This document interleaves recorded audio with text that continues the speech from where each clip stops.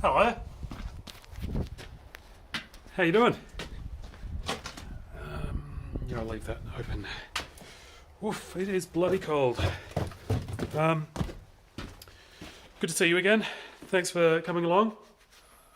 Today, just me another a catch-up tour. It's been insanely cold, so things have slowed down a little bit, but we're still making good progress. We've tidied some areas up considerably, and we've also made a big mess in a few places. So we'll start here in the basement.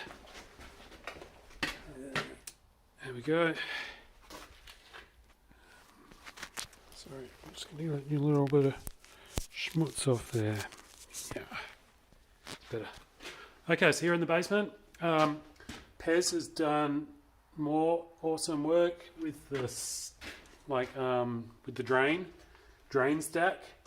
So we are now well and truly out of the ground. We have the main stack going. Where's a good view? You can kind of see it there, right? Going all the way up into the rest of the house. Still quite a few connections to be made, but it's coming along really nicely. It's definitely outpacing me, so there's kind of stuff next for the stack that needs me to do like a few things, some framing and some flooring stuff. So I just picked up some supplies today to do some flooring stuff. I got backer board for walls and floor, which we'll have a look at in a sec. But yeah, the stack is going really well. Stack's great. And the basement is much tidier. I've filled this big hole in. This was where we dug out to replace all the in-ground stuff. And I've now poured nice new concrete there. I left the concrete low because I'm going to be using a leveling compound. And this is a primer, concrete primer, so the leveling compound will stick nicely to the sub-base concrete, I guess you'd call it. So I'm going to use the leveling compound especially around the toilet flange, so the toilet has a perfectly level surface to kind of tighten down onto. So the force of that clamping down of the toilet base is evenly distributed. If it's concentrated because of a lump or whatever in one small area of the toilet base, because it's porcelain, it can crack. So we don't want that. We want it tightened down nice and tight, but well distributed tightness. So there we go. Concrete. It's looking so much better down here. Just Pez was doing a lot of that stuff, and I was just sweeping, and it's starting to take shape. I mean, it's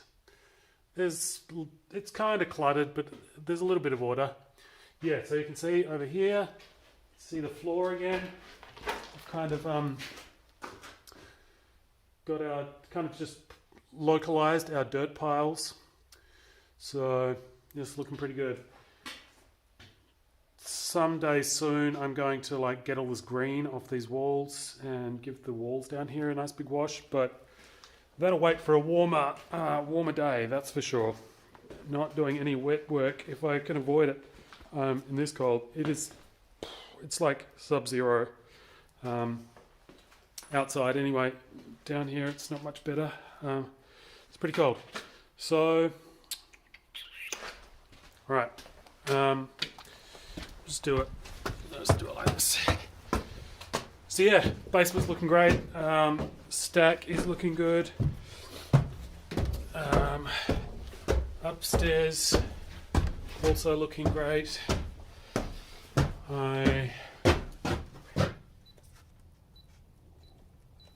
Loving these new doors, they're pretty cool. Alrighty, here we are upstairs. So it is a bit of a mess right now. It's a construction site, a semi-disorganized one. There's a lot going on here. So we'll start with the bathroom. So here we are in the bathroom. I now have a toilet shower flange. So this shower is ready to put the pan liner and start building out the shower, including backer board, which is what will go underneath the tile. So we're much closer now to having a shower that you could identify as an actual shower, not just a bunch of framing. And then I need some more, the thinner backer board to go on the floor so that I can then tile that, because I need the tile down before I can install a toilet here. Now I've had to make a mess in this back wall. Boop. This is where the vanity drain is going to go, down through there, and there has to be a pipe going up as well for the vanity drain vent. So that's the whole thing. And then this is where the toilet stack's going to be going up there into the attic and out through the roof where it'll vent. So that's the bathroom. Progress, mess. Yeah, we're in the thick of it, people. I bought some chairs from this old church. So they're nice, serviceable chairs. They'll come in handy. And I got this rug, which is pretty plain. It's just a plain, dark kind of rug, but it's going to go great, I think, in the living room as like a preliminary rug, and then it can be repurposed somewhere else or downstairs eventually. Yeah, lots of mess here. I've taken lots of plaster off the walls, which you'll see in a sec, because another huge development is at last we have drywall. See? This wall was all like just plastic, and it basically it looked exactly like that, like lath with plastic on top of it. But now it's drywall, which is amazing. Where the seams are, that'll be taped and then filled with mud, which is drywall compound or plaster, and then it'll be completely flat. I was going to get pay professionals to do my drywall, but I'm feeling much more confident with my skills now.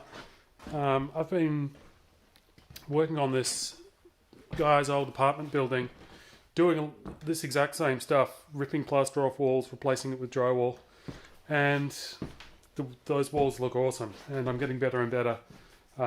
So yeah, I'm pretty comfortable and looking forward to actually doing these myself now, which is cool. And it would cost, I don't know how much it would cost. It wouldn't cost that much, but it's going to be more satisfying doing it myself. I'll just take my time and hopefully not fuck it up. So that's the living area. See the drywall? I've got drywall around this window. I just need to follow it around. Now I would have continued around, except something has come up. So you can kind of see that's all going to be drywall too eventually. And then this room will be ready to like plaster and start applying trim and stuff like that, which is wild. Same with this front study area. Got the drywall on these walls. This worked out really nicely. This one here is like one whole sheet. Now, the ceilings in this place are 8 foot 6 inches, and a drywall sheet is 8 feet. So I've had to leave a 3-inch gap at the bottom and a 3-inch gap at the top, but those gaps will be covered up by the crown and the base trim anyway. But yeah, this one sheet fit here, and it fitted in perfectly. This is the old plaster of this wall, and then this is the new drywall, and I'm pretty confident I can make that seamless, just mud that perfectly and get a lovely outside corner. So that's pretty, that worked out nicely. Yeah, but I did like a third of the drywalling in here, and then I thought, because we've been over this whole we've been over it before. This whole wall is kind of like sinking because of that beam in the living room downstairs.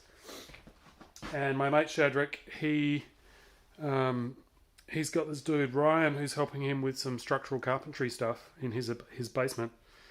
And so I asked for an intro just because I want to get another set of eyes on this, to see if there's anything I can do, or to tell me it's okay, or there's nothing we can really do, whatever, you know. I just wanted another professional opinion before bowling ahead with the drywall, because if this is going to sink further, or if there's something I can do to straighten it out, I'd rather do that now before putting the drywall up. Because if I put the drywall up and then this wall moves for some reason due to my interventions or those or the ravages of time, then the drywall is going to like buckle and potentially like pop off the wall and do some weird stuff.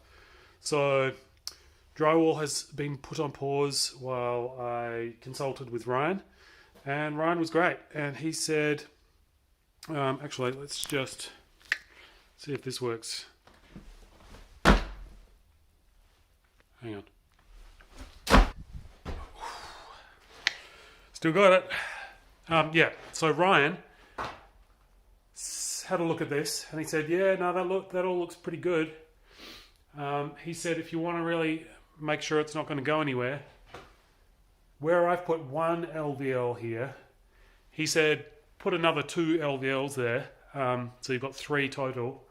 And he said that should do a pretty good job of stiffening it right up and potentially even taking a lot of that sag out.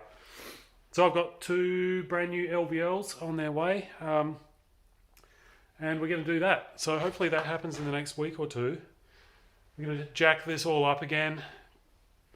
Going to have to take these 2 sections of blocking out. So this bit here and that bit there going to have to come out to make room for the 2 additional LVLs that are going in there.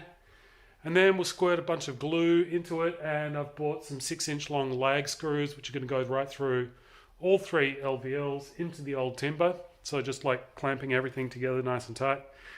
And it should be pretty epic. And then once that's done, I'm like, happy days, open season on drywall, because as far as that front room goes, this is like structural issue numero uno. And once that's readdressed, I should say, I'll be much more confident moving ahead upstairs. So yeah, exciting. But we've got to wait. But to be honest, right now it's so cold. If I'm going to be doing any work here in the next few weeks, it'll be with my kerosene jet heater thingy going full bore. Here's the downstairs bathroom. Yeah, it's a real mess. This is just wall insulation on the ground. It's cellulose. It's basically ground up paper that then has been treated with some kind of impregnation fire retardant stuff. Here's the stack going upstairs. That's as far as it goes at the moment. But up there is where my upstairs toilet's going to go. And there is the shower flange that we looked at earlier. But now we're on the underside of it. So there's plenty of clearance to the joists there. Very cool. And, oh yeah, this here is vanity drain. Pretty cool. Vanity drain. Yeah, so getting there. It's always one step forward, one step back, isn't it? I mean, then again, look at this. I've had to like bust this wall. So there's going to be, this is where the kitchen sink in this ground floor one is going to go, right here, under the window, which is dope. Here is where, that's the kitchen sink drain for the upstairs kitchen, which is going to be in the middle of the floor here, because the sink upstairs is going to be in that island in the middle of the floor. And yeah, downstairs kitchen. It's pretty ugly. Let's grab this bucket. Buckets are handy. Oh yeah. Can I show you this? This is the door for this unit. So I need to get that on soonish. I think it's a lovely old door. Now that I'm looking at it again, I haven't looked at it in a little while. But this this detail on here, I know it's really nice. It's this is nicely steel. Is it steel? Yeah, steel, heavy as hell. Double glazed glass unit, peephole, and it doesn't have a knocker, but yeah, it's a beauty. So I'm not sure whether to leave it white or paint it green like the other one, or a complementary color of that green. So I'm thinking of like a kind of dark burnt orange, not dissimilar to the color of this wheelbarrow, but maybe a little bit more in the same key as that green. And then I think that could be really cool. And then that'd be a nice little nod to my Australian roots, a little green and gold on the front of this building here in icy Detroit, Michigan. Man, my fingers are a little bit hurty. I'm gonna have to leave you all, I think. Yeah, I don't really see a solution. Quick life update though, and I won't get too ranty about anything. I mean, it's all pretty obvious at this point. Yeah, so Alex and I have ended our relationship, but that's okay. We are on great terms, and she's away at the moment protesting the Dakota Access Pipeline in northern Minnesota, I think. Absolute madness. So hope that's going well. And I was going to move in here by the end of the month, which would be by tomorrow. But it's just super cold, and Alex and I sat down and we had a nice big chat, and she was just like, don't be in any rush to move into your place, blah, blah. Plus she's got some travels coming up anyway, so that'll work out nicely. So I'll probably move in sometime in March, I think, which is going to be exciting. By then, I will definitely have a toilet there and a hot water unit here, I think, and maybe even some heating loops run through some of the floors, which would be awesome. I know what. Let's do this.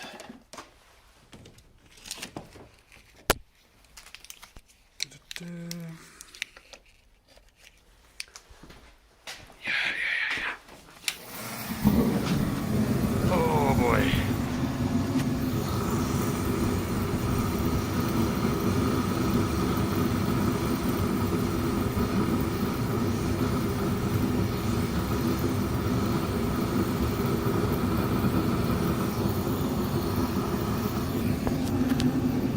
Honestly, this is so bloody good.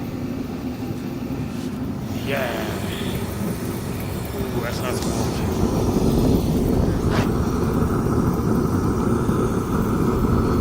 Toasty. Very, very toasty.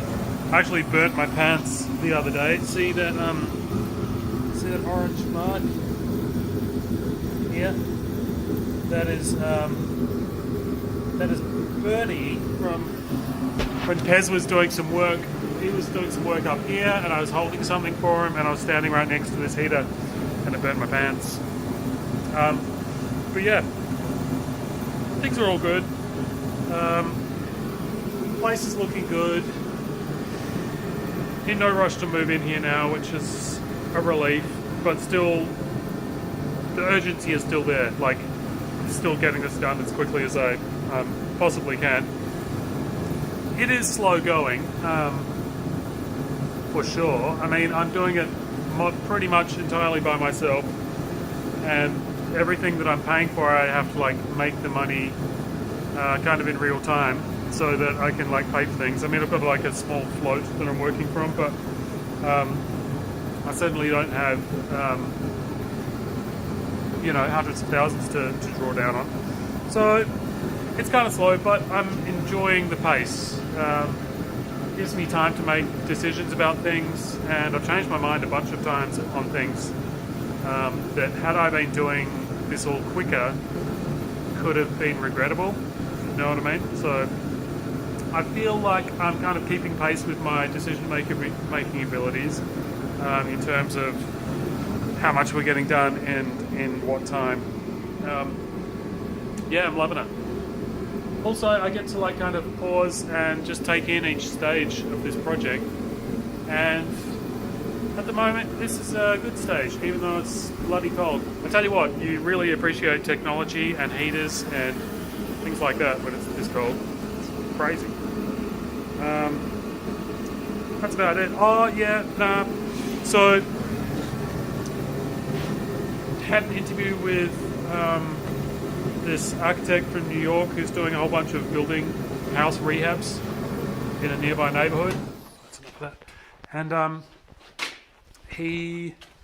I don't know, it was a good catch up, but he asked me for an email. Put that there. Asked me for an email confirming, my availability and when I could start and all of that stuff. And he said sooner rather than later, so I sent it to him. That was on Wednesday, I think, because we caught up on Monday. And I haven't heard back. And it was potentially to start this coming Monday, so I don't know what's going on there. It's been a strange process. Every time I've been hired for a job here in Detroit, it's been a really strange process. Like, everyone's super aloof and slow at getting back to you, and nobody's really committing to anything until all of a sudden they urgently need you in there today, and it's like, okay. So I don't know, it's just the state of labour relations in the United States at the moment, I guess. Anyway, much love. Joe, special shout out to you, buddy. To those of you who hadn't met Joe, he was living with us since late October, mid-October, around then, until just recently. And yeah, it was great having him around. And Joe, miss you, buddy, and see you again soon. I'll leave you with that. I mean, it's all moving along, isn't it? Getting there. Let's go outside.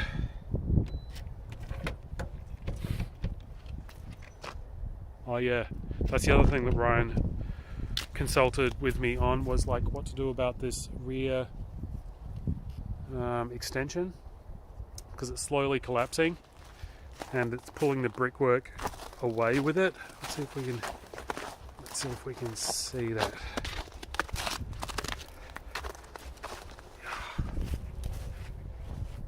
It's hard to make out. Up the top where it's attached, it's kind of pulling the bricks with it. Not sure if you can see the gap kind of gets bigger towards the top. So yeah, have to sort that out sooner rather than later, because it's gotten worse since I've been kind of keeping tabs on it. So I think that's definitely a must do in the springtime project, which will be cool. I'll have to because all of this foundation is just rotting away, so the whole building is sinking. And because it's sinking and it's got some stiffness to it, it's also going to want to tip. Think of a big just a big block sitting on the ground, and then if you dig part of it away, it's going to want to tip over. So that's what that thing's doing. And because it's got doing that tipping motion, the top of it wants to pull away from the building. So we need to sort that out. Yeah. All right. Now we're back in the truck. Over there. Oh, that's deceptive. How clean and organised does the back of my truck look from in that view? It's really not. It's bad, but that's fine. Anyway, love you guys. Peace.